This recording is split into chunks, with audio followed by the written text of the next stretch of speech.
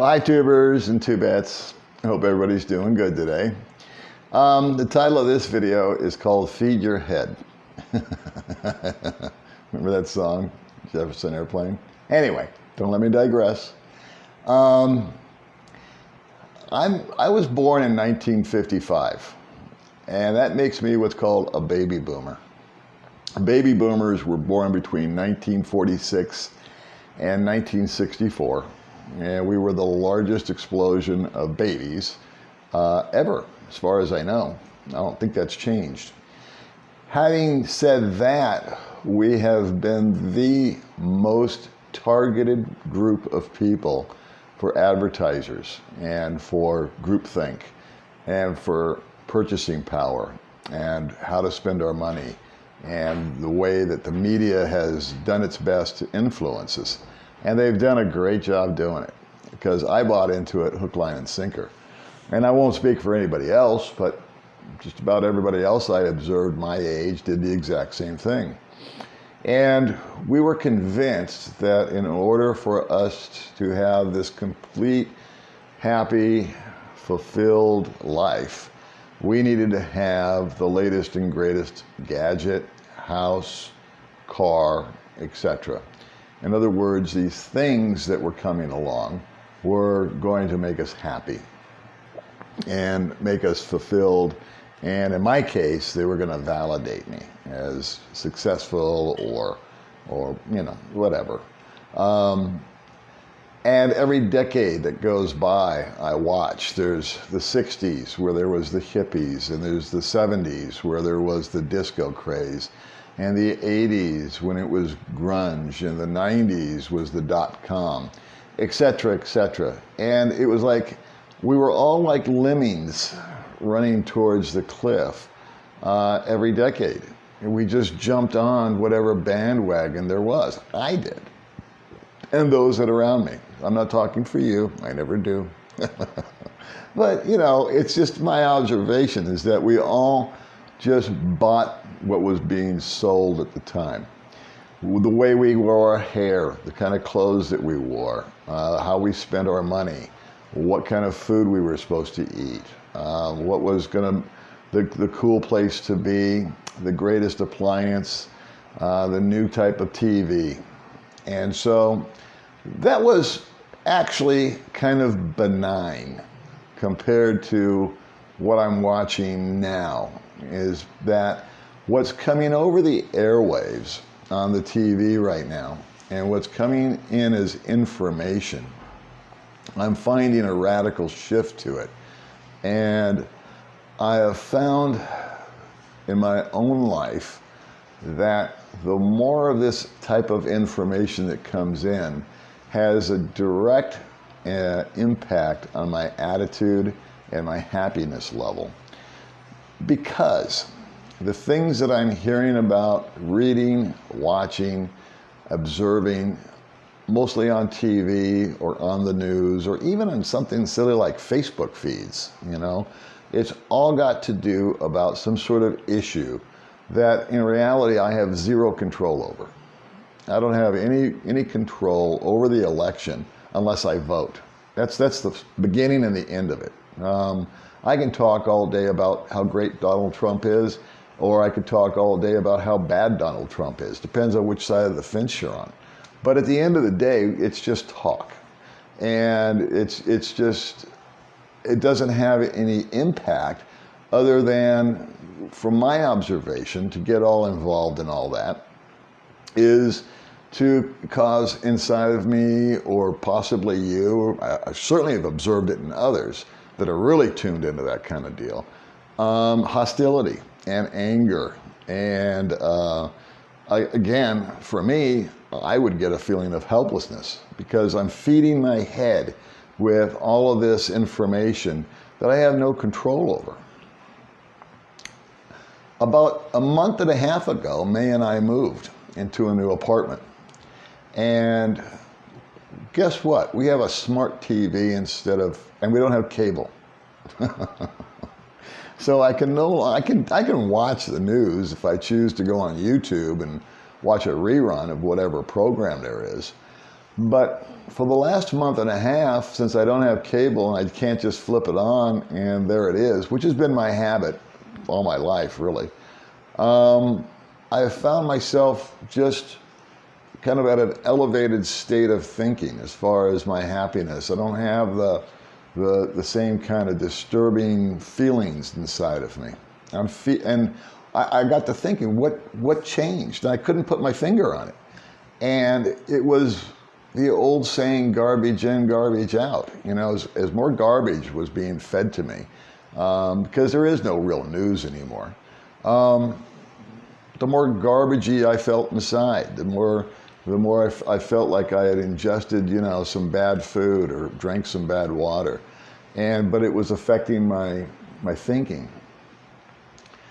For the last 6 weeks, I have been spending my time on the patio, and I have a beautiful view of nature. I'm looking at it right now as we speak out my window there. And I see rain clouds, and that's the information that I'm taking in right now. I'm watching kind of nature at its finest. I'm thinking about how clouds form and what kind of trees are those, and I kind of marvel at the kind of fruit that's blossoming and the flowers that are growing all on their own, and how the ants and the bugs all seem to be this harmonious deal going on with how they operate and exist. And it's just had a real calming effect on me. There are many different paths that we can allow my brain to, let me rephrase that. There's many different paths that I can allow my brain to go down. And how do I want to get influenced? Do I want to get influenced by a bunch of people that I don't know, that have a bunch of opinions, that are on some electronic device somewhere, telling me what I should think, what I should eat, what I should drink, what I should wear, and how important it is for me to have that? Or should I just avail myself of my immediate surroundings like I'm living in the 1800s? The biggest influence on my life right now is Baby May, my girlfriend. And so I observe her actions, and she is the epitome of simple. And I don't mean simple-minded. She's very sharp. She's very funny. People that know her, some of my friends that know her, know exactly what I'm talking about. And so, but I observe her instead of the news.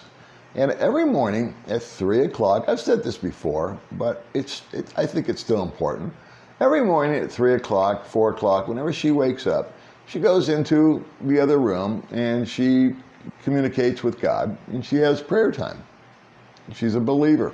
And during that time, what she's doing, I believe, is shutting out all the noise and communicating with her Maker and undoing her burdens unto Him and waiting patiently and ready to accept His response.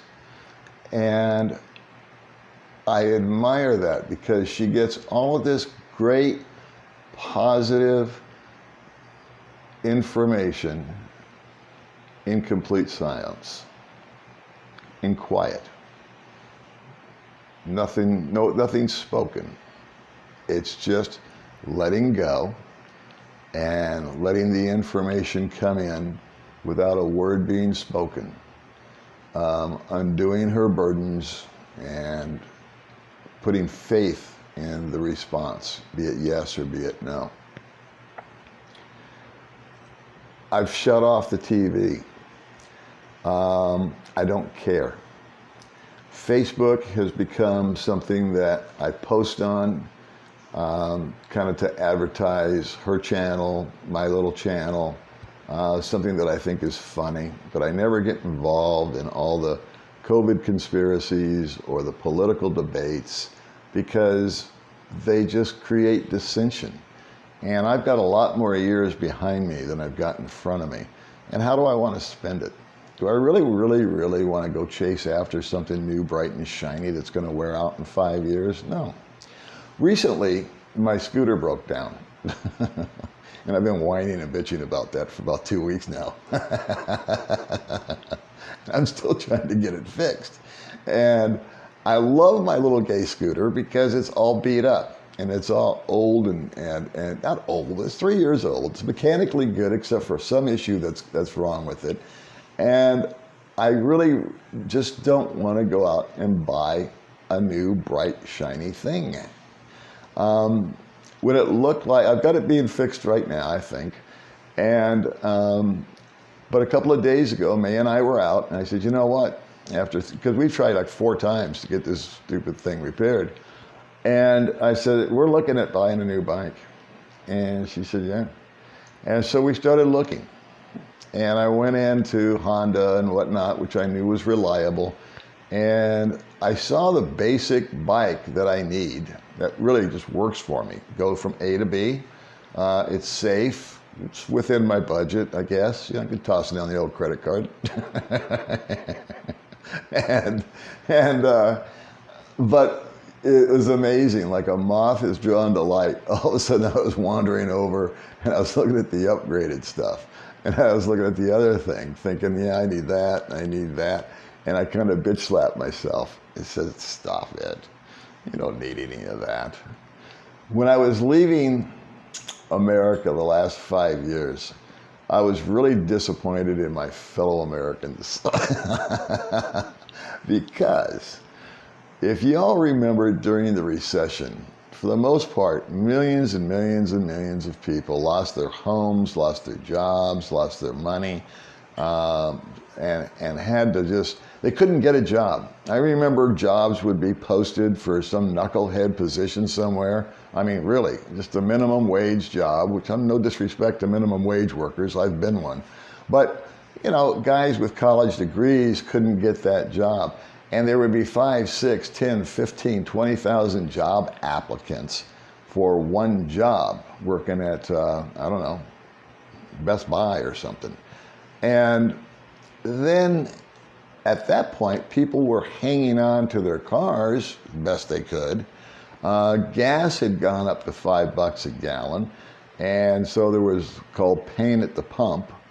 And everybody during that time frame, I said, you know what? I hope they learn their lesson here on dialing things down and keeping it level, because you never know when the next big whack is going to come and bitch slap you, right? Right now, and back then it was a recession. And I was in the automobile business. And over time, and it took a long time after that recession, people started to regain their credit, started to get jobs again, started to make money, and they started to come in to buy cars.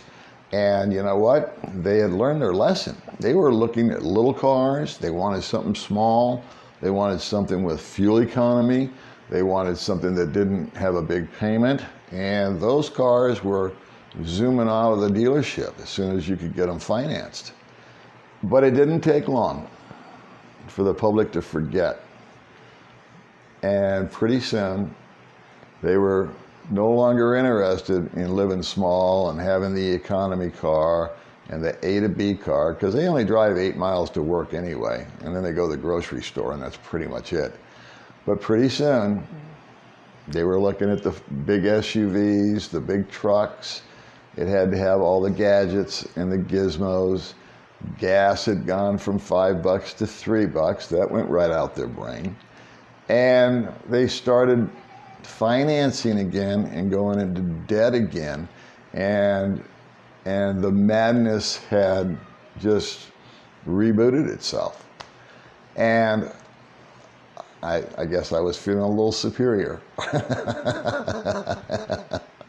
Because I said, you know what? I'm not doing that.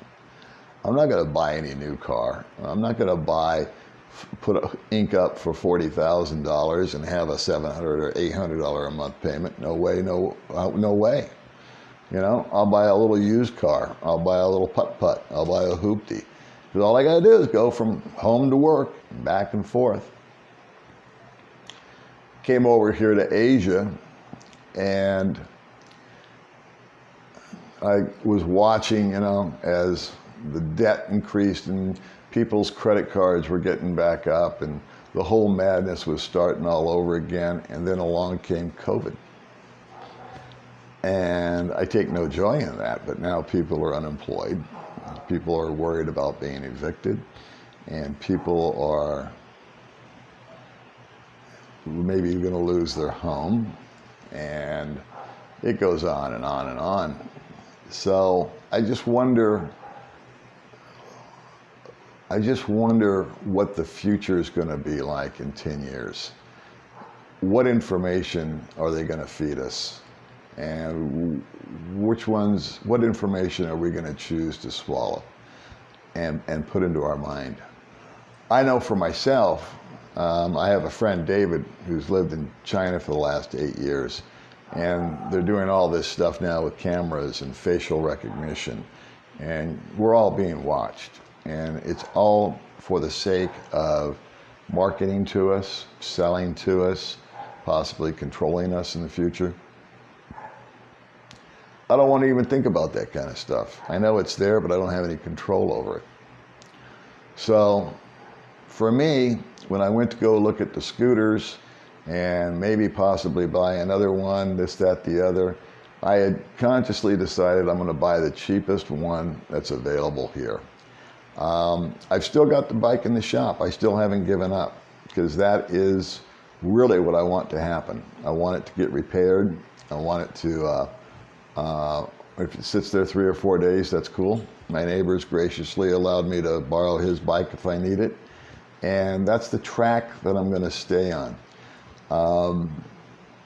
What I like about it over here is that I can't finance anything. There are no impulse decisions. I either have to have cash. Now, I've got a little edge because I've got credit cards and I've got good credit. And yeah, I could go buy a brand new bike for, you know, $2,000, $3,000 tomorrow. And I simply choose not to. I know that in America, I would have done that. In fact, I would have upgraded. I would have gotten the extra whiz-bang thing, you know, back in the day. So anyway, what am I feeding my head with? I'm feeding my head with simplicity. I'm feeding my head with my surroundings. And I'm feeding my head with positive people. When I sit down for coffee and the 3 guys next to me are bitching and moaning about whatever they're bitching and moaning about, I just get up and move to another table so I don't have to listen to them, because I don't want that coming in. When I chat with somebody and I find that they're really funny, I invite them to sit down and join me. And the one thing in media that I feed my head with every morning religiously is stand-up comedy. I just love it. I start my day with a laugh. I listen to Norm Macdonald or Bill Burr or Jerry Seinfeld, or, you know, just, I could go on and on. Old comedians, new comedians. And it's only about 15 minutes. And I sit there and I listen to them. And they've got such a funny spin on things. And there's where I'm feeding my head. So anyway, that's my nutrition update. I hope you guys are all doing good. And me and the chicken, we'll see you on the next video. Bye.